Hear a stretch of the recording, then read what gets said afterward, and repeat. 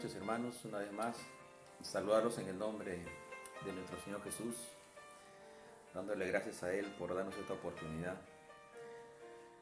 Y quería compartir con ustedes una palabra que está en el libro de Romanos, el capítulo 6, versículo 22.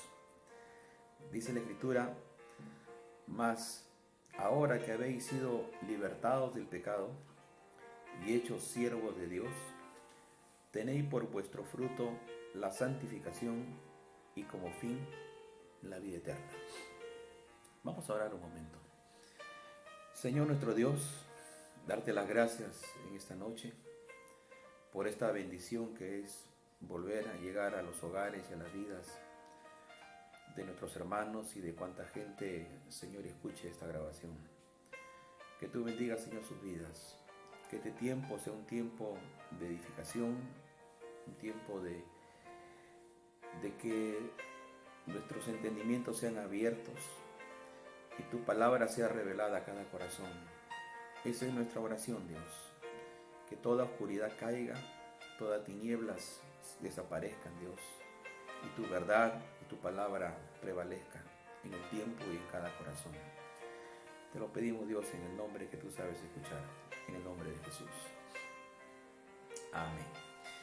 Bien, vamos a compartir este pasaje, este versículo de Romanos, el capítulo 6, versículo 22, que tiene como última palabra, dice, y como fin la vida eterna. Bueno, yo creo que a todos nos interesa la vida eterna, a todos nos motiva el saber que hay esta promesa en la palabra de Dios. Pero reflexionando un poco, porque si hablamos directamente de la vida eterna, quizás sea un tema que quizás a todos nosotros nos interesara con mucho énfasis. Pero más de una vez lo he dicho, a nosotros nos gusta que nos digan el final. No nos gustan muchas veces los detalles y lo podemos comprobar a través de quizás una película, ¿no? Alguien está viendo una película y de pronto le dice, bueno, ¿y qué es? Es una policial, pero ¿en qué acaba? Acaba en esto. Ya como que eso es suficiente para nosotros y no vamos a detalles. O un libro que de pronto nos cuesta leerlo y mejor que nos cuenten y nos digan cómo terminó. O una norma legal que sale publicada y es tan extensa y mejor que alguien lo lea y me cuente pues el resumen o el final de la historia. Caso similar sucede en el Evangelio. A la gente le cuesta leer la palabra, le cuesta investigar, le cuesta escudriñar la Escritura y prefieren que se la cuenten, se le expliquen lo más simple posible, en el menor tiempo posible y vayan directamente al final de las cosas. Pero hemos de entender que la palabra de Dios no ha sido puesta para ese fin. Dios ha dejado la importancia de las comas, de las tildes, de los puntos, porque dice la Escritura que ni una coma, ni una tilde dejará de cumplirse. Por tanto, cada palabra y cada detalle que tiene la palabra, pues tiene un propósito, tiene un mensaje, tiene un sentido, que tiene que ser examinado, que tiene que ser escudriñado, que tiene que ser valorado, que tiene que ser pesado en el tiempo y confrontado con toda la Escritura para poder tener el sustento necesario y tener una doctrina sólida y fuerte. En esta noche queremos hablar de varias cosas que nos llevan a un objetivo. Yo creo que si hablamos en este momento acerca de la salvación, todos queremos ser salvos. Si hablamos de si queremos partir en el tiempo del rapto, todos queremos partir. Si hablamos de si quisiéramos estar en la presencia de Dios, pues todos quisiéramos estar en la presencia de Dios. Pero Dios ha encerrado en su palabra ciertos principios, ciertas pautas, ciertas cosas que Él ha hecho, pero también ciertas cosas que demanda que el hombre debe hacerlas. Y en esta noche vamos a meditar en este versículo, vamos a abrir un poco esta palabra para ir entendiendo qué es lo que el Señor nos habla. Dice, mas ahora, no antes ni después, sino ahora, que habéis sido libertados del pecado y habéis y hechos siervos de Dios. Acá hay dos cosas o mejor tres cosas, digamos, que se dan para empezar a poder meditar esta palabra. La primera dice, mas ahora. Ahora nos habla del momento en que tú ya estás en Cristo, el momento en que tú lees esta palabra y que el Señor por su Espíritu te ha de remontar al momento en que iniciaron estas cosas. Tiene que haber un punto de partida en la vida de todo hijo de Dios. Tiene que haber una partida de nacimiento para todo hijo de Dios, si en verdad ha nacido. El que en verdad ha nacido va a recordar el momento en que tuvo su encuentro con Dios. Y estoy seguro que aquel que lo ha experimentado nunca se olvidará de aquel día, de cómo sucedieron las cosas, de cómo Dios llegó a nuestras vidas, de qué palabra de pronto impactó nuestro corazón, de qué hubo a nuestro alrededor en aquel momento. Algo sucedió que marcó fuertemente nuestros corazones. Nadie puede olvidarse del día que nació. Nadie se olvida de su cumpleaños. Lo tiene uno muy presente porque es el punto de partida de algo. Y acá Pablo, en la carta de los Romanos, le dice, mas ahora que habéis sido libertados del pecado. Es decir, nos remite al punto de partida, en el momento en que fuimos libres, en el momento en que conocimos de Cristo, porque solamente conociendo a Cristo podemos ser libres. Dice la palabra de Dios, por ejemplo, en el libro de Juan, el capítulo 8, Juan capítulo 8, vamos a buscar varios textos el día de hoy para ir afirmando las palabras. Dice Juan 8:36, así que si el Hijo os libertare, seréis verdaderamente libres. Si el Hijo os libertare, seréis verdaderamente libres.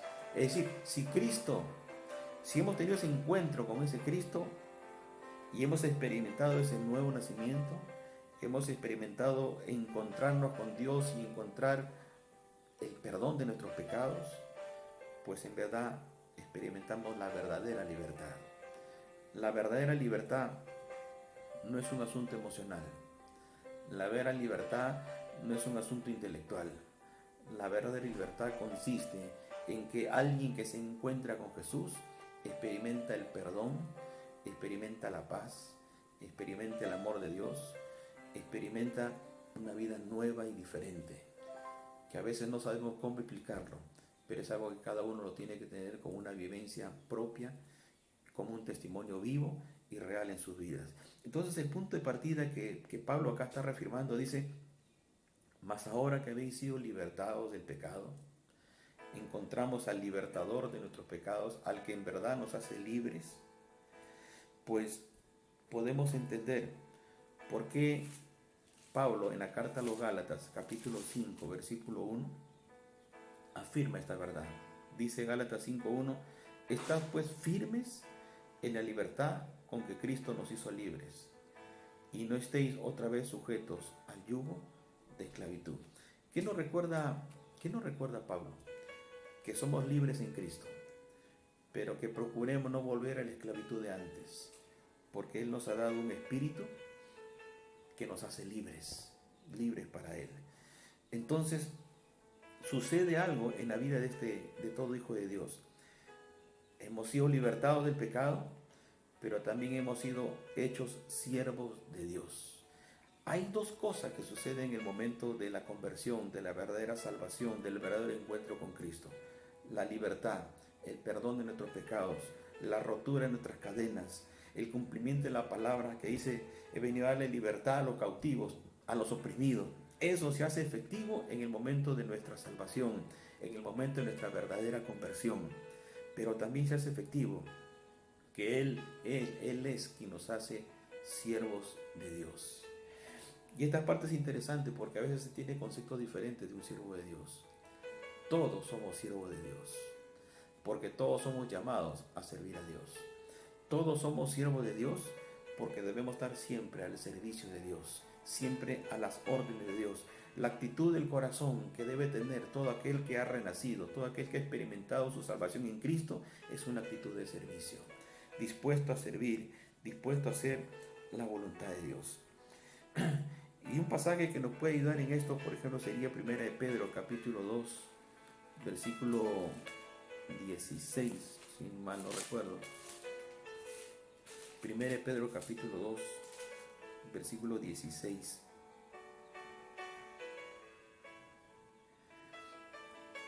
Dice, como libres, pero no como los que tienen la libertad como pretexto para hacer lo malo, sino como siervos de Dios.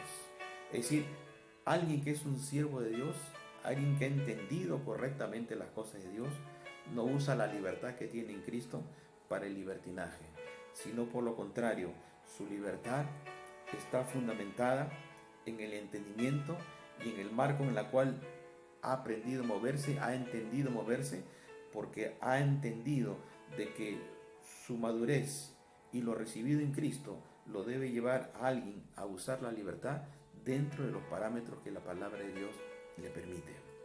No es motivo de libertinaje, no es motivo de hacer lo que uno quiere ni lo que a uno le parece, sino es motivo para hacer lo que es la perfecta voluntad de Dios. Entonces, vemos nuevamente la palabra, volviendo al tema central de Romanos 6, que dice, mas ahora habéis sido libertados del pecado y hechos siervos de Dios. Libertados del pecado y hechos siervos de Dios. Son dos cosas que recibimos en nuestra conversión. Libres para Cristo y libres para servir a Dios. En el mismo pasaje que estamos leyendo de Romanos 6, Pablo hace un paralelo entre la forma como servíamos antes al pecado y la forma como debemos servir a Dios ahora que estamos en Cristo. Dice que con nuestro cuerpo, con todo nuestro ser, con todas nuestras fuerzas y toda nuestra materia corporal estaba puesto al servicio del pecado y venimos a ser siervos de aquello, y lo podemos comprobar en nuestra propia experiencia. ¿Qué es lo que hacíamos con nuestro cuerpo? ¿A disposición de quién estaba? ¿A orden de quién estaba? ¿Qué es lo que hacíamos con nuestras fuerzas? ¿Qué es lo que hacíamos con nuestros recursos? ¿En qué lo destinábamos? ¿En qué es lo que gastábamos? Supuestamente era para nosotros mismos, supuestamente era para beneficios personales, supuestamente era para gratificarnos a nosotros mismos, pero eso era una forma de servir no a Dios, sino servir al diablo y servir a las injusticias y ser motivos de caer en múltiples pecados. Ahora, dice Pablo, de la misma forma, con la misma intención, con la misma voluntad, sirvamos con nuestras fuerzas, con nuestro tiempo, con nuestros recursos, pero ya no al pecado, sino a nuestro Dios, quien nos salvó, quien nos perdonó, quien nos ha dado una vida hermosa, plena y maravillosa en Cristo Jesús. Entonces, en el momento de la conversión sucedieron dos cosas: libertados del pecado y hechos siervos de Dios. Ahora, la Biblia dice libertados, y lo dice libertados porque estuvimos en esclavitud. Lo dice libertados porque teníamos alguien que había puesto cadenas de esclavitud sobre nuestras vidas, que nos llevaba a hacer lo que nuestra carne o la influencia del enemigo en nuestra vida quería que nosotros hagamos. Mas ahora nos ha hecho libres. Esto no significa de que como cristianos no podamos cometer algún pecado.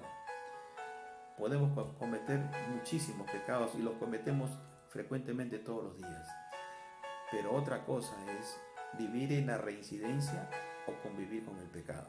El Hijo de Dios no reincide, el Hijo de Dios no convive, el Hijo de Dios tiene diseño de alguien que es libre para la gloria de Dios. Pero acá viene la parte interesante. Dice, nos ha hecho libres y nos ha hecho siervos de Dios. ¿En qué momento? En el momento de un nuevo nacimiento.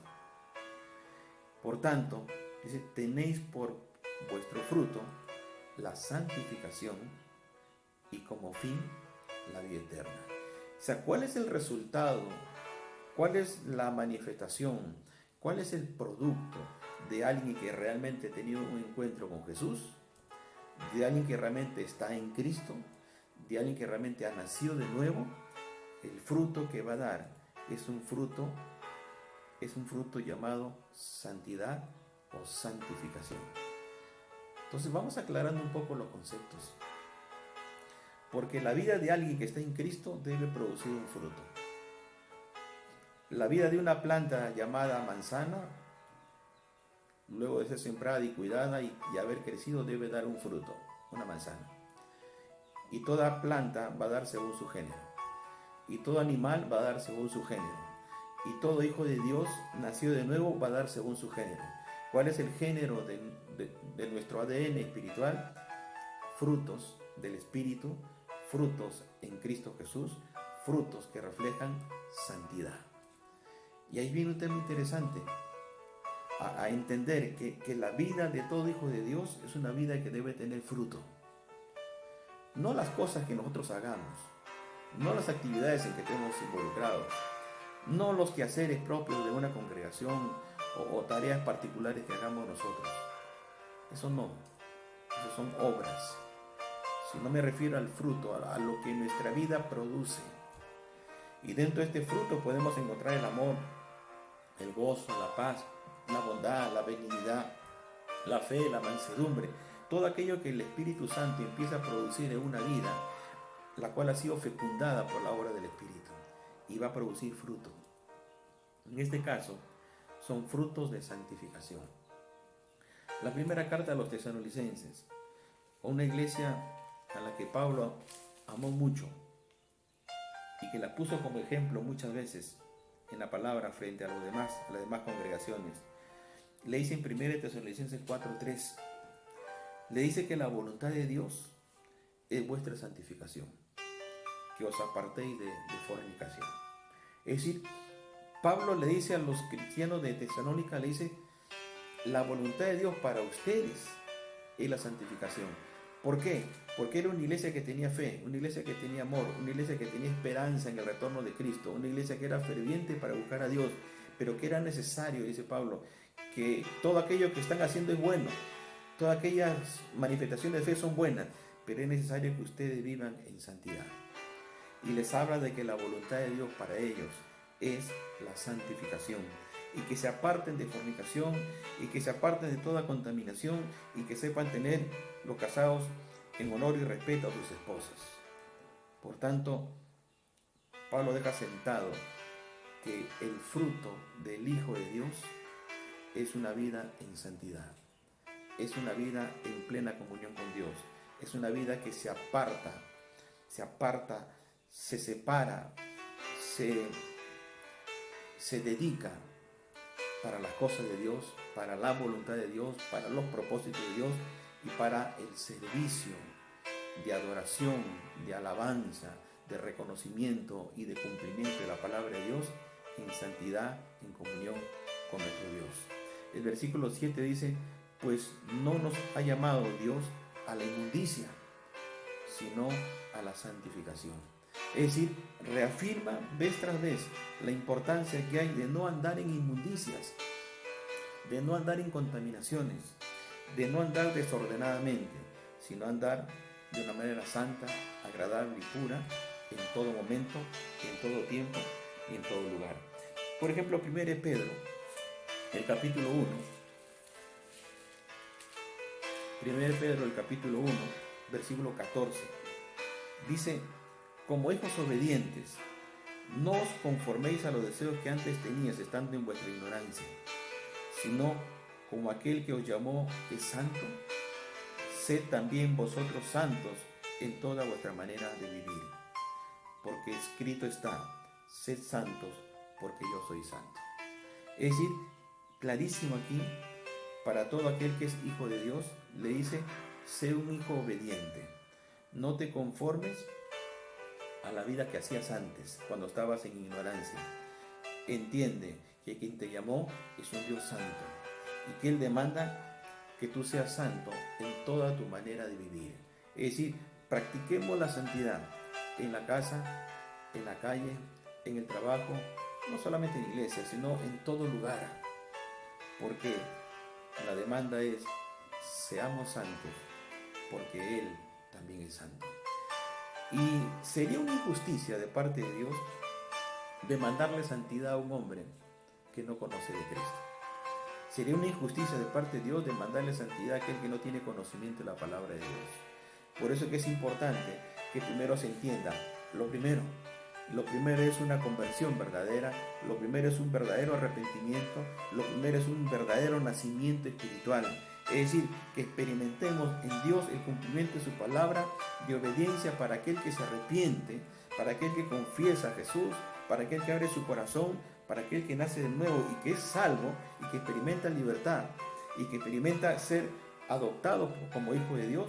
A ese sí le puede Dios demandar, ahora que ya conoces, ahora que ya entendiste, ahora que estás en la mano de Dios, entonces haz tu proceso, manifiesta en tu caminar, manifiesta en los tiempos que van pasando para que tú adquieras el carácter de Jesús, la santidad de Jesús y la obra del Espíritu Santo sea cumplida en tu vida y en la mía.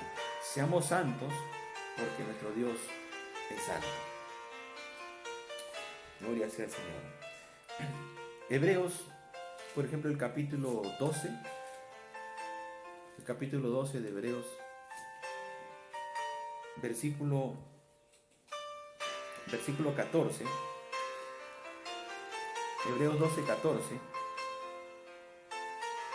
dice: seguid la paz con todos y la santidad, sin la cual nadie verá al Señor. No es solamente la santidad que nos va a permitir ver al Señor, sino leamos el versículo completo. Dice: seguid la paz con todos y la santidad, sin la cual nadie verá al Señor. Hermanos, esta es una invitación no solamente a apartarnos para Dios, no solamente a tener celo por las cosas de Dios, sino a aprender a vivir en paz con todos. A vivir en paz con todos. Procura no tener problemas con nadie, y si lo tienes, arréglalo, porque somos llamados a seguir la paz con todos. Procura no guardar ningún resentimiento en tu corazón. Procura no tener antipatía por nadie ni por nada. Procura ser libre de todo eso. Si no puedes hacerlo, pídele a Dios. Y si en ti está, procede, porque este es un asunto de obediencia. Si no estamos en paz con todos y no andamos en santidad, entonces no veremos al Señor. ¿Qué más dice la palabra? Volviendo a Romanos, el capítulo 6. Dice: mas ahora que habéis sido libertados del pecado y hechos siervos de Dios, tenéis por vuestro fruto la santificación, y como fin y como final la vida eterna. Es decir, el resultado de haber nacido de nuevo, el resultado de haber caminado en santidad, nos va a llevar como fin, como algo seguro, como algo inamovible, la promesa y el cumplimiento de la misma en Cristo Jesús, la cual es vida eterna. El libro de Gálatas, por ejemplo, el capítulo 6, versículo 8, dice lo siguiente: porque el que siembra para su carne, de la carne segará corrupción, mas el que siembra para el Espíritu, del Espíritu segará vida eterna. Es decir, en este proceso de santificación, tengamos cuidado. Si en algo tenemos que sembrar, no es en actos de la carne, sino en actos del Espíritu. Porque el que siembra para el Espíritu, dice que va a segar, va a cosechar vida eterna. Y terminamos con un pasaje que habla, primera de Juan, capítulo 5. Primera de Juan, capítulo 5,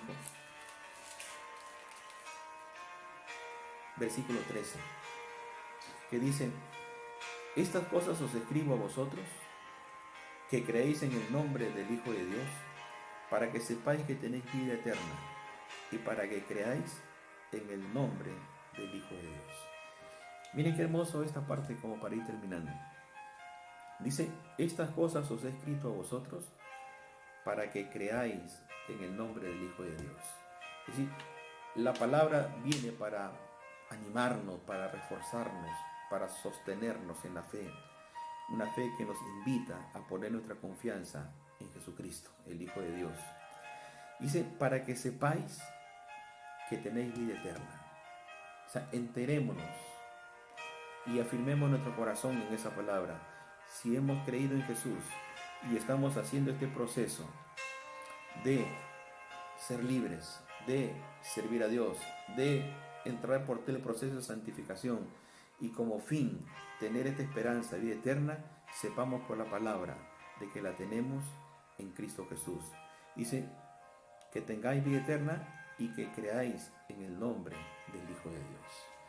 Un versículo en el que 2 veces nos dice que creamos en el nombre del Hijo de Dios. Es que ahí está encerrada estas verdades. Si no ponemos nuestra confianza en Jesús para salvación, no podemos alcanzar la vida eterna. Tenemos que ir paso a paso, ser salvos, pero para ser salvos sabemos que tenemos que arrepentirnos y tenemos que recibir en nuestro corazón a Jesucristo como Señor y Salvador. Es necesario, es inevitable, así Dios lo ha establecido.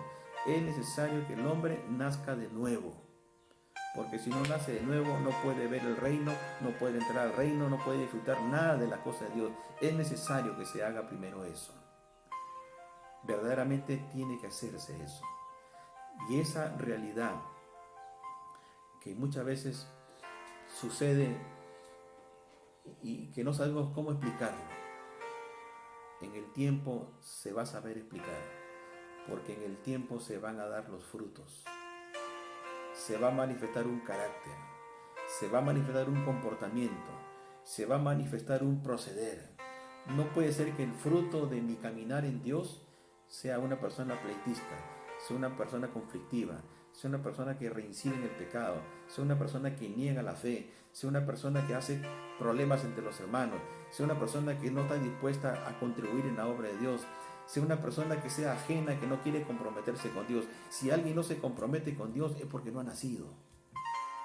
Porque el que ha nacido tiene el diseño de servir. Tiene el ADN de ser un servidor de Dios. Tiene en su ser interior la necesidad de adorar, la necesidad de servir. Y aquel que empieza a dar estos frutos de santidad será alguien que se viene apartando de todo tipo de pecado y procura ser un medio, un canal de bendición y han de ser tropiezo para nadie. Y si en caso tiene tropiezos en la vida, sabrá que siempre estará dispuesto a sobrellevar el agravio, a asumir incluso culpa ajena, con tal de que la otra parte, con tal que el agraviado o con tal que el agresor, pues podamos todavía entendernos en el tiempo y no ser tropiezo yo para su vida. Haciendo esto, podemos tener seguridad de vida eterna. Podemos esperar con seguridad y con confianza el día que el Señor Jesús venga. No habrá temor ni inseguridad en tu corazón si realmente haces este proceso sano. Compartimos esto porque es el tiempo que Dios ha dado para la iglesia, para que arreglemos nuestros problemas, para que arreglemos nuestras vidas, para que nos volvamos a Dios, para que busquemos con intensidad la comunión con Él. Entendiendo esto, si Cristo nos libertó, somos verdaderamente libres. Y si somos libres, va a haber frutos de esa libertad. Frutos de amor, frutos de fe, frutos de esperanza, frutos libres de temores y de inseguridades, porque justamente estoy en ese proceso de acercarme al Santo de los Santos, al Rey de los Reyes, al Señor de los Señores. Y pronto, aquello que un día lo leímos y aquello que un día lo esperamos, pronto nuestros ojos verán que no creímos en vano. Nuestros ojos verán que Dios no miente. Nuestros ojos verán que Él es fiel. Él viene por su iglesia, Él viene por ti.